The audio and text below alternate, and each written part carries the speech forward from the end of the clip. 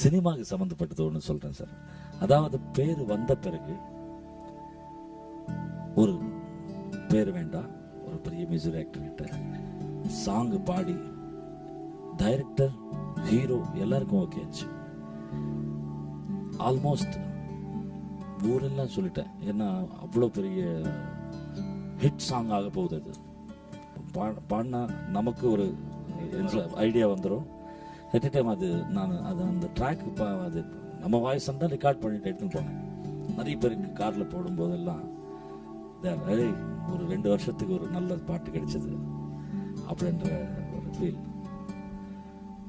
திடீர்னு படம் பார்த்தா, கேசட் ரிலீஸ் பார்த்தா என் வாய்ஸ் இல்லை. அது என்னன்னு சொல்லுவீங்க? மற்ற தப்பிதவர் என்ன பண்ணிட்டேன், ஒரு 4-5 மியூசிக் டைரக்டருக்கும் அது இந்த மாதிரி சாங் பாடினேன் சார்.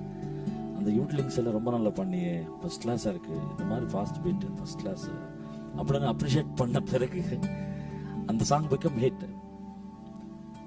என் வாய்ஸ் இல்லை.